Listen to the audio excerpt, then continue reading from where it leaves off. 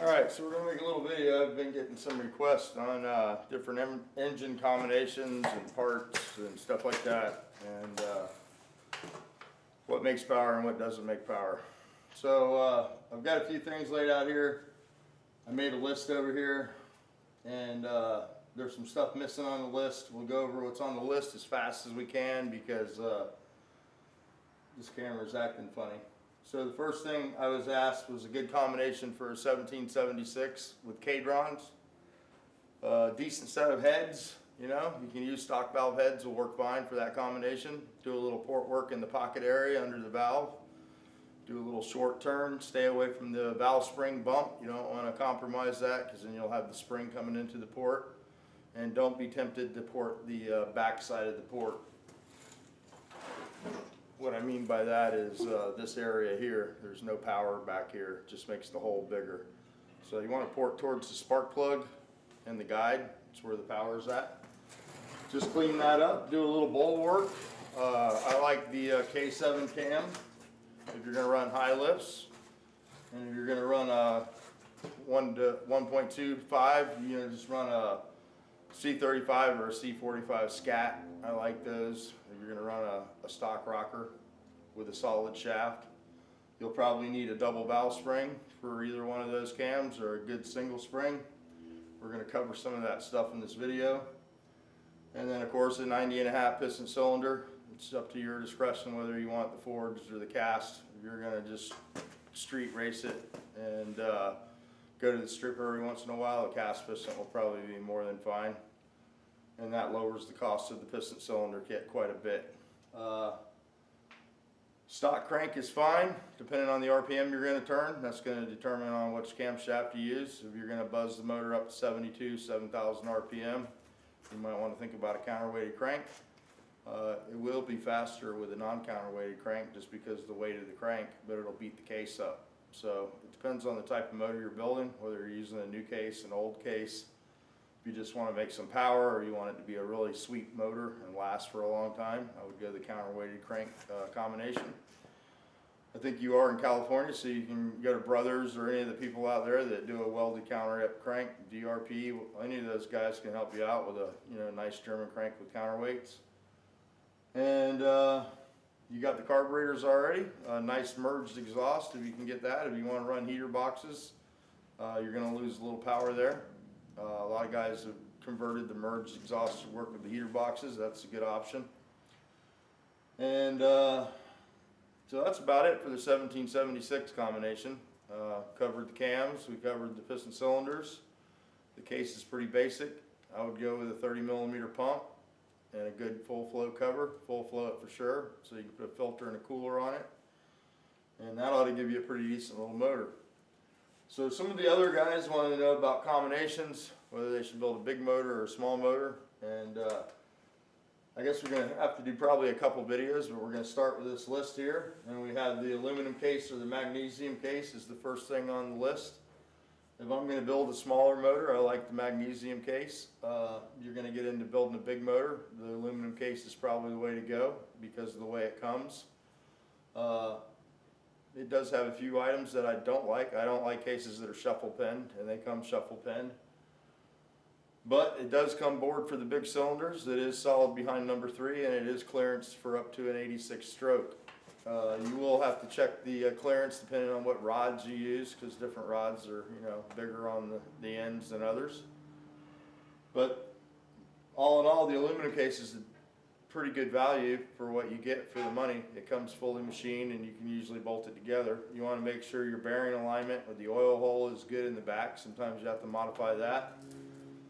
But other than that, they're pretty decent. And then do a nice visual on the case when you get it and make sure it's doesn't have any casting flaws in it. Sometimes you'll find some of those. So those are the only issues with the aluminum case. They are 20 pounds heavier. I did have somebody tell me that's only 20 pounds, and 20 pounds in a race car is a pretty big number. The last pro mod race we went to, we had to put 50 pounds in the car, and it took a pass or two to figure out where it liked 50 pounds to make the car go straight, because first we just tried to put it in the car, any old place, and the car wouldn't go down the track. and we finally had to move the weight around. We put it on the front of the car first, and we ended up having to put it in the center of the car. So 25 pounds, 20 pounds can really upset the balance of a race car, but if you're building a street car, it's probably not something you're going to notice. And if you're a really skinny driver, it's probably another thing that you don't have to worry about. So most of the guys I like to help and stuff, they like to eat. So cylinder heads, it's another really big question. You have people tell you they make 170 horsepower, 150 horsepower. Well, the first thing you need to ask them is what camshaft they have in the motor and what cylinder head they have, and it'll pretty much tell you what kind of power the motor will make. I have an example here because you hear the 170 number a lot and the 200 horsepower number. And when I was growing up, we used to class race, and the guy I worked for has 4 world records in G-gas, and that's weight per cubic inch racing.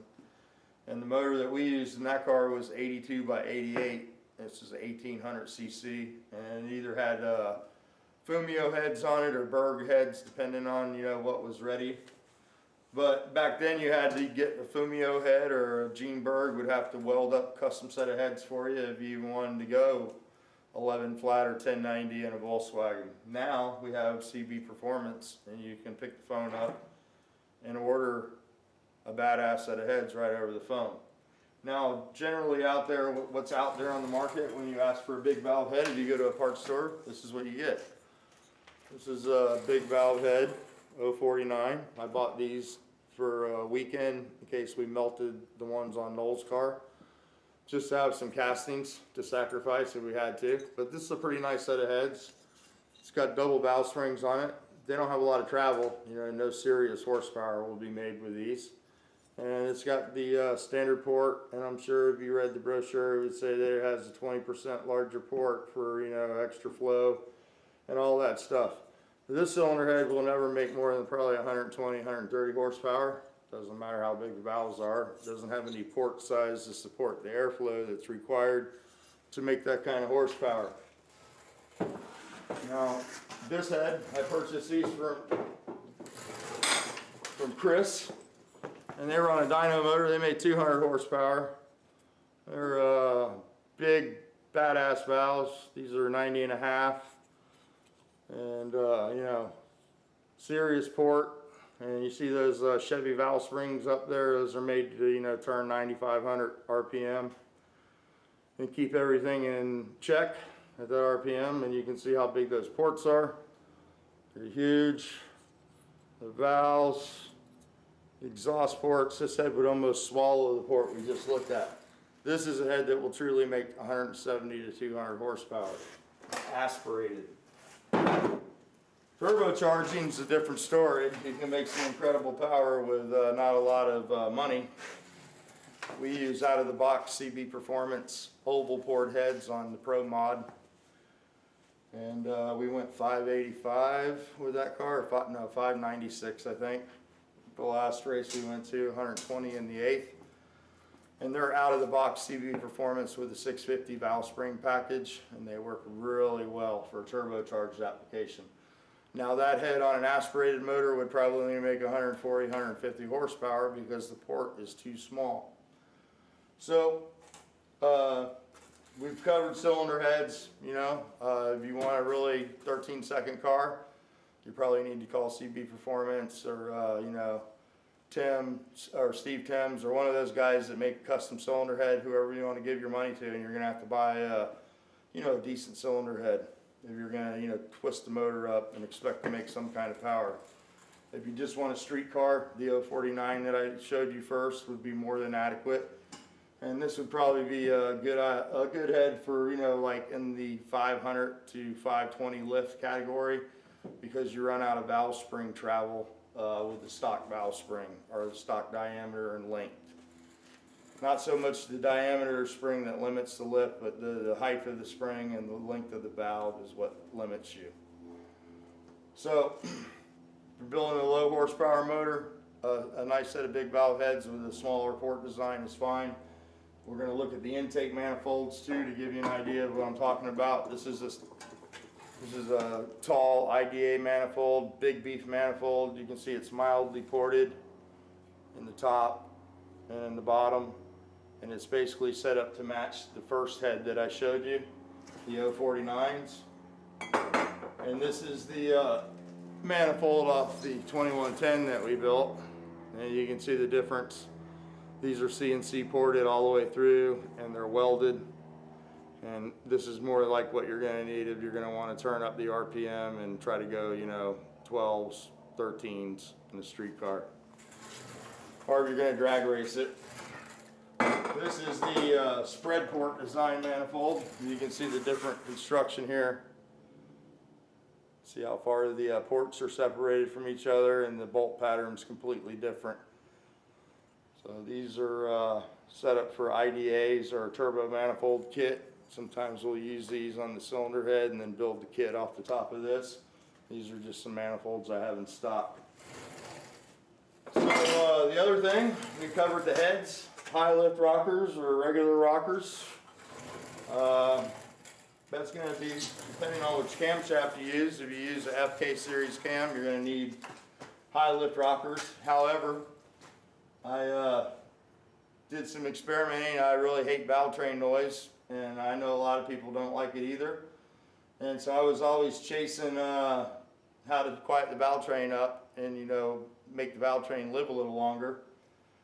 Traditionally on a W series cam, a 110, 120, 135, whatever you pick, you're going to have excessive valve train noise.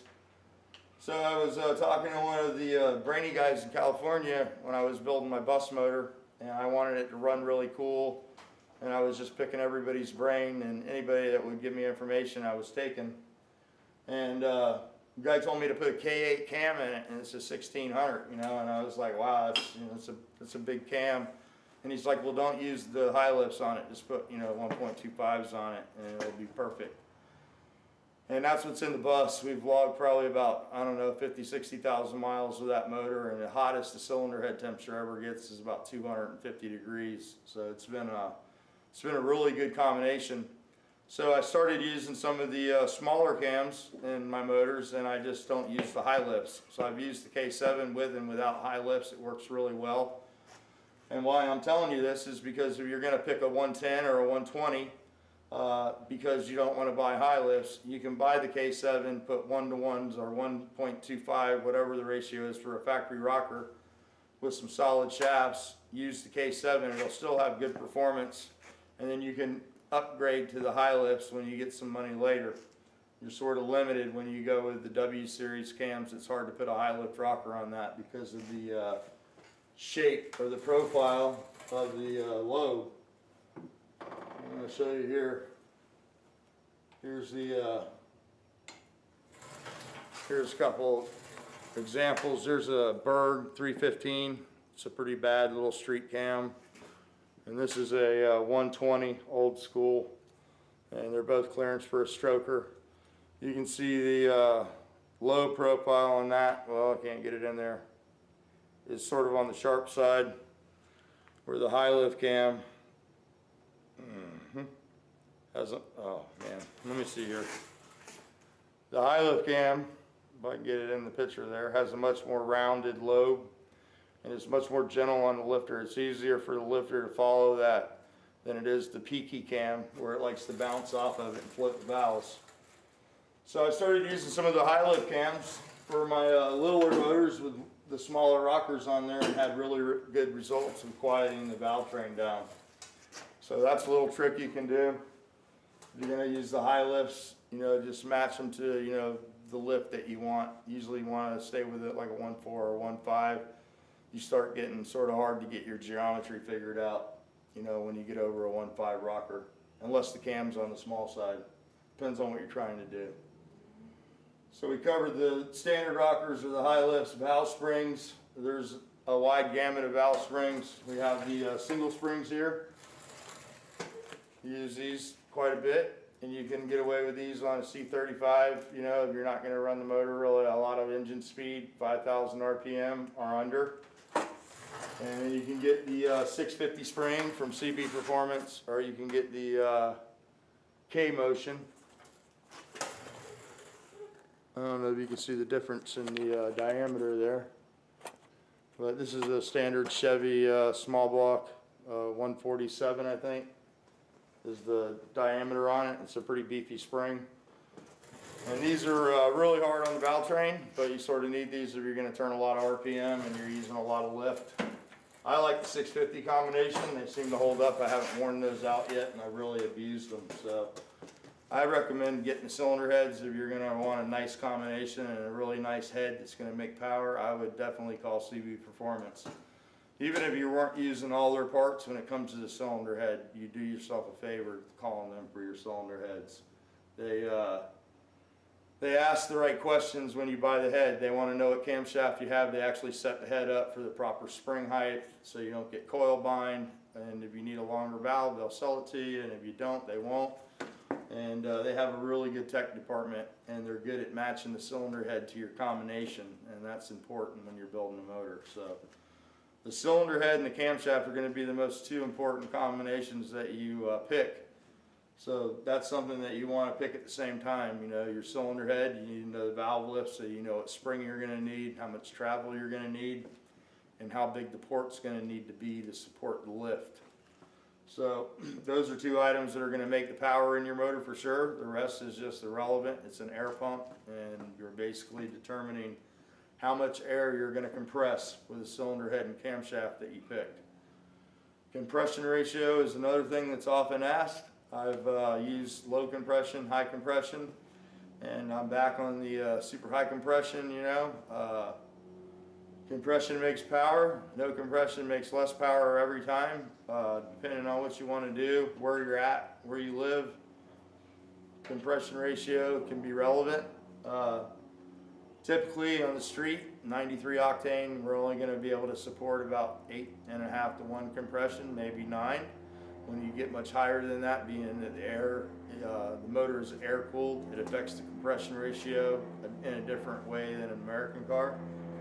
Or you can get away with a little more compression where you have water around the combustion chamber.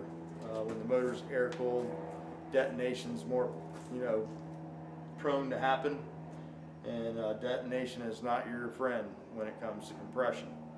So we've gone as low as probably 6 to 1 compression. The motor will still run fine, but you do lose power. You can make that power up with cylinder head and camshaft, but you have to be very careful on the camshaft you pick, because if you get your lobe separation off or too much duration when you take the compression out, it will bleed too much cylinder pressure off and it can cause issues. So you sort of have to pick the camshaft according to the compression ratio. It's sort of important if you want to get your max combination down. I like for the street, I like 8 to 1 compression, somewhere around 9. If you want to get, you know, on the scary side, you can put it up there, you know, 10, 11. And you're usually going to have to adjust the combustion chamber in the head to get the compression much over 10.5 to 1.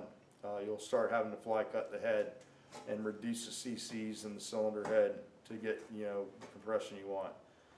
On an all-out race motor, you know, I like 14 to 1 compression, seems to be the sweet spot. Much over that just is harder on parts, but 14 to 1 seems to be the happy spot if you want a nice drag motor. So we covered valve springs, and then we covered the camshafts, the exhaust. That's an important choice. You know, if you want a merged exhaust, you're probably going to sacrifice heater boxes, unless you're sort of handy and you can, you know, match the two together. The merged exhaust is always going to give you a little more power. It's going to scavenge the exhaust a little better than the standard collector. And there's plenty of companies out there that make really nice exhaust now. You can get the V-band type, you can get the bolt type. The one thing with the exhaust, of course, is you want to, you know, is sort of another item that you have to match with the cylinder heads and the camshaft and the RPM you're going to run the motor.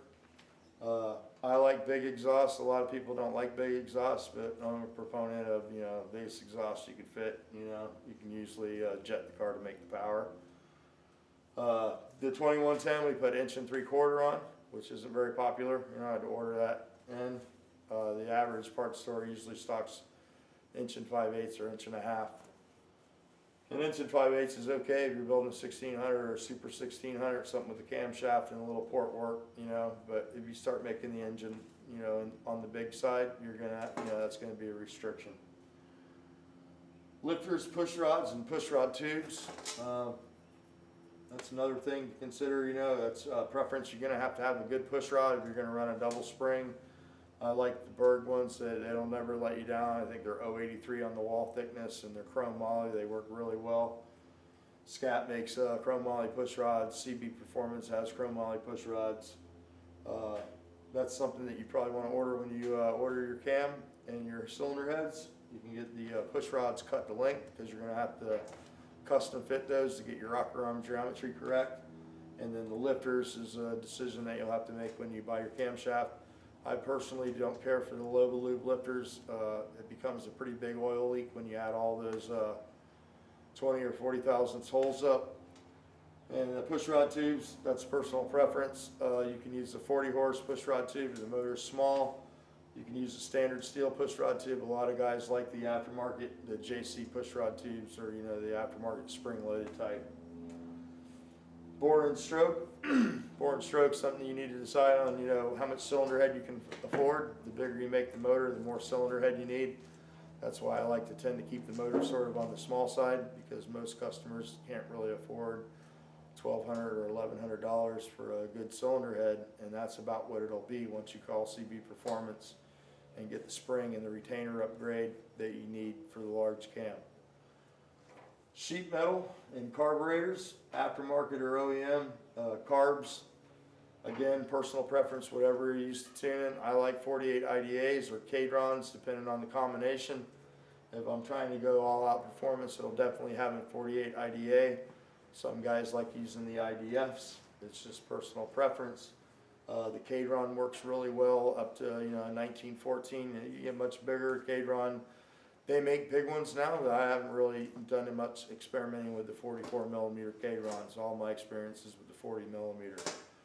The guys at Caddyshack could probably help you if you wanted to run a bigger motor with a Cadron, but it gets sort of expensive, and at that point I think you're just probably better money spent to buy a 48 IDA. There's a lot of different companies. Empty, you can get them from Empy, you can get them from Spain, you can get them from Italy, so there's a lot of choices on how much money you're going to spend on the carburetor. You can buy a decent set of 44s for about $600 if you want an IDF. I think you can get the MP 48 IDAs for right about $800, and then a set of red lines like these are probably going to run you about $1,100 to $1,200. One thing to consider when you buy your carburetors is you probably don't want to buy manifolds with them if you're going to buy 48s. That's what happened in this situation. I bought a red line kit. I ended up with these manifolds that are useless to me.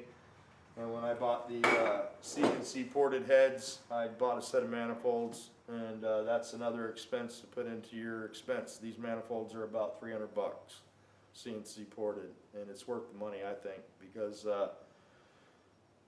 the second head I showed you over there, the Superflow, or the CB Performance Competition Eliminator, I bought that cylinder head pretty much with a little port work on it, and I probably have about 20, 25, 30 hours on those cylinder heads porting them, and putting longer valves in them, bigger springs and all that stuff, so they can go to the next step. So it's best to order the cylinder head you need right at the time. That way you can get the right manifold, the right head, the right spring package, and everything you need for your combination. Full flow or not the full flow, I always like the full flow motor. If you're going to build a big motor or spend any kind of money at all, you want to protect your investment, and that's what full flow motor does. It gives you the ability to run an aftermarket cooler. And,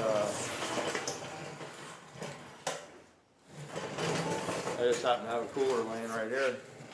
But here's that's a 96 pass oil cooler. You put this under the car, you put a fan on there, and then you can incorporate a filter, because Volkswagens don't have a very good filtering system from the factory. They only use a screen, and the screen becomes pretty much not effective if you run a high volume pump, because it'll suck the screen up. So you definitely want to go with a full flow. Definitely put an aftermarket filter.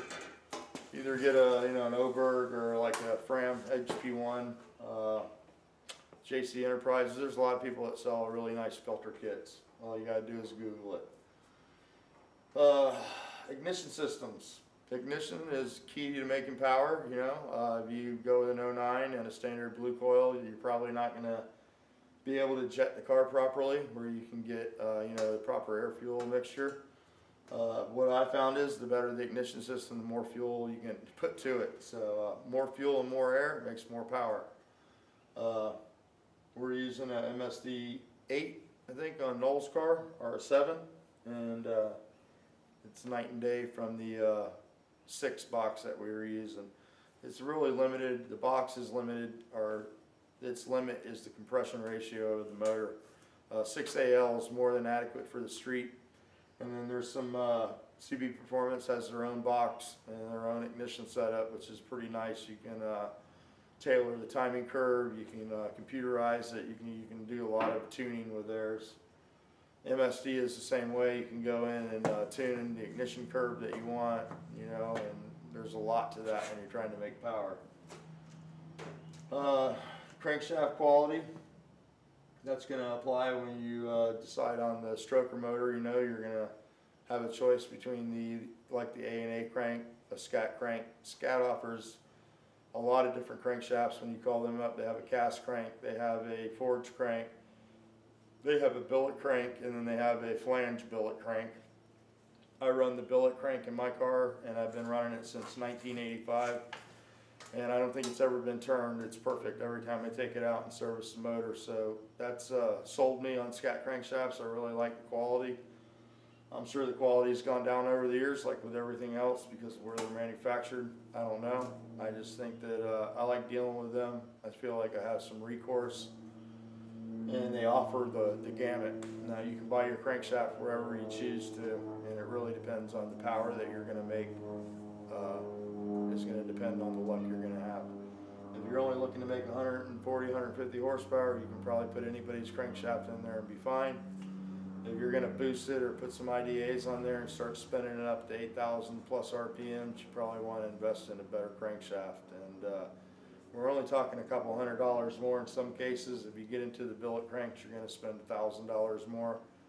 But a lot of people say, you know, billet cranks are for people that can't sleep at night. But I've seen plenty of motors come apart at the track, and it's really an ugly sight when a motor saws in half from, you know, a rod coming off or something breaking. So not something you want to have. Catastrophic failure is something that you can almost design out of the motor if you just buy the right parts.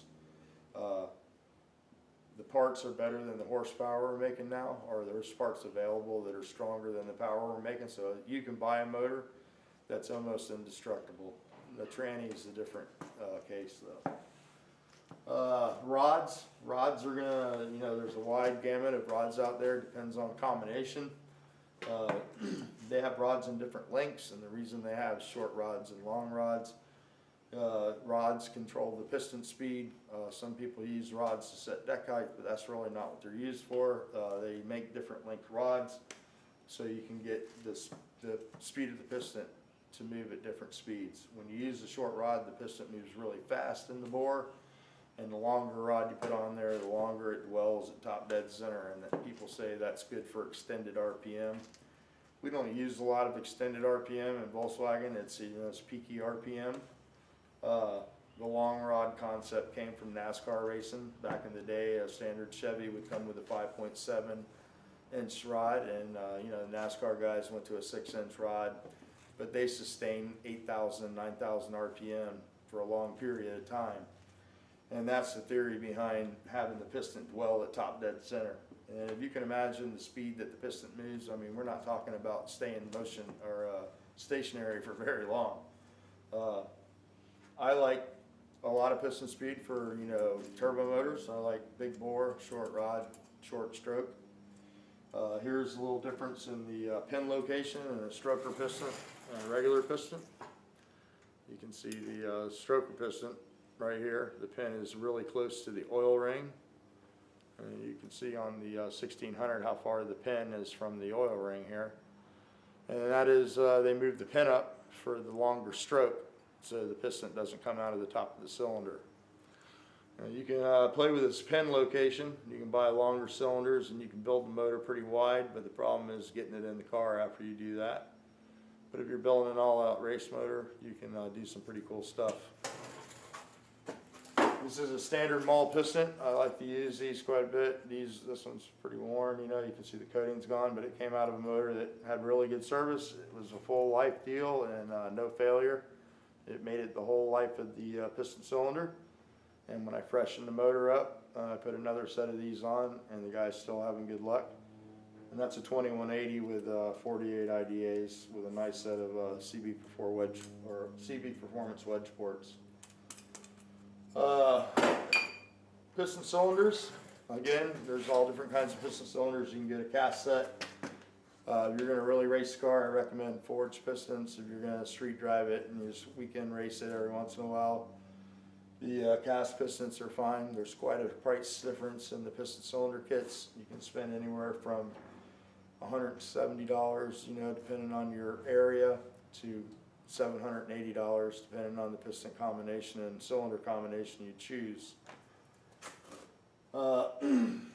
Bearings, I like steel back bearings.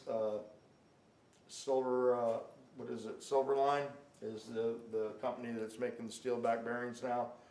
They call them German bearings, but I really don't think they're from Germany. I think they're definitely steel back. A lot of the other companies have gone to manufacturing their bearings in aluminum, and I don't like that. It's been problems, they fail. You can have problems from them. And the aluminum bearing is so soft that everything that gets in the motor contaminates the oil, gets impregnated in the bearing, where you don't see that with the steel bearing. So that's one of the reasons I don't like, or a couple of the reasons I don't like those bearings. But I pay a little more for the Silverline bearings. And then if I'm building a performance motor, I buy 2 sets of bearings, and I use the center bearing in the front location instead of the circle bearing. Cam gear. Straight cut or helix cut. That's 90% of the time is the cam gear that I use is a scat helix cut cam gear.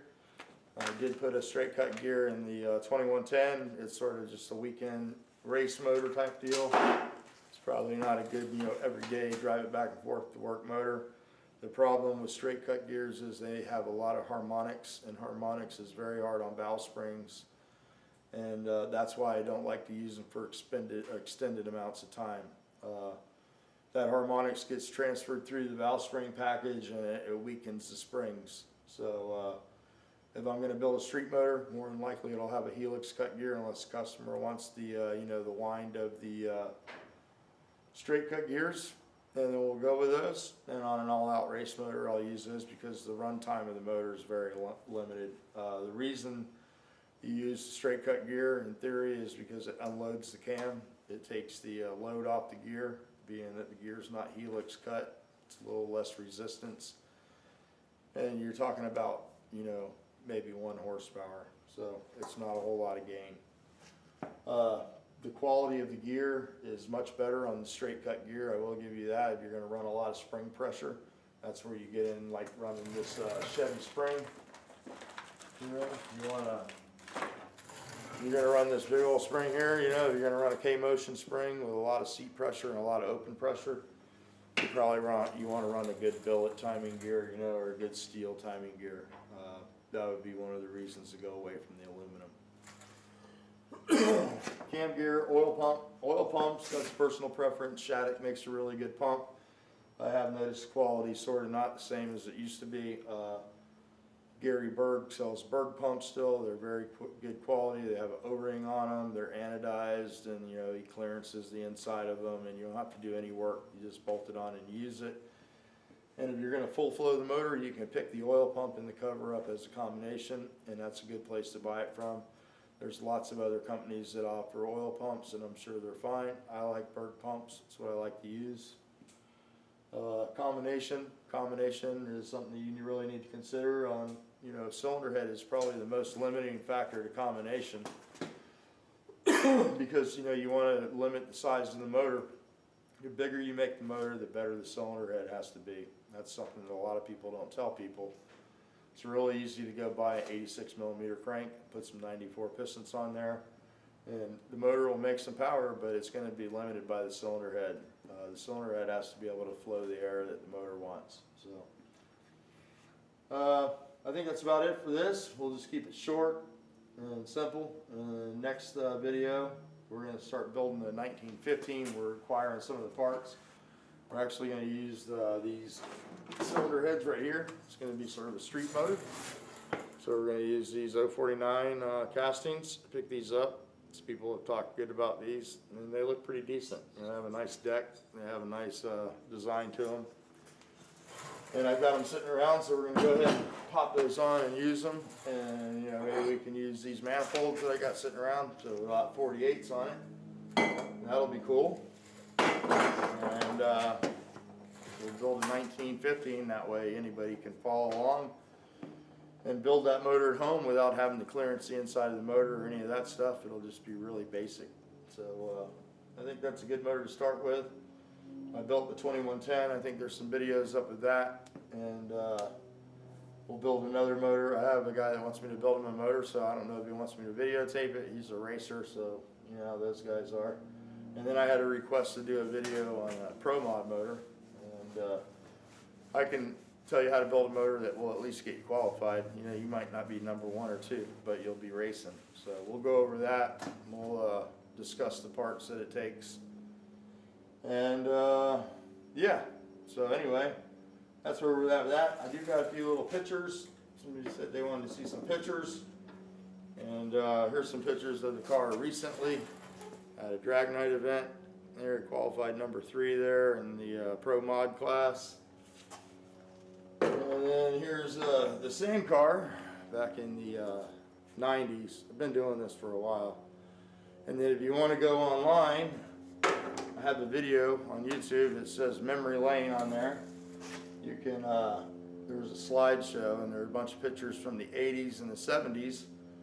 And there's even some pictures of Gene Berg actually crewing my car in Reynolds, Georgia. He was there. Me and Scooter weren't getting along for some reason, and Gene spent the day with me crewing the car and teaching me little tricks. And we probably should do a video on that day. That was a lot of lessons learned that I've never forgot. Here's a picture of the Nova actually running.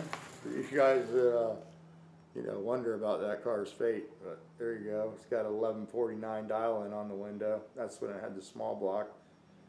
And then you can see over here, that's Ron. That's my buddy. I built that car. That's the green Nova. That's been in a couple of my videos. That's a big block now. That's a couple of videos, couple photos. I mean, you have to go look at the video, which is a slideshow. But it's a pretty cool slideshow. It's got some cool cars in there from back in the day. And I think we'll go ahead and stop the video here. Flywheel's another thing that you're probably going to get when you order the crank. You want to make sure it's 8 dowel and make sure you get a nice nut to hold the flywheel on. I don't use this kind of nut. This is a scat nut I just have laying around. I like the chrome moly nut, but the standard size. And Berg still sells those too, so that's a good resource to get that. So hopefully this video is all in one piece when I go to upload it. And if not, we'll have to come up with something different on this series and buy a different camera to pull this off.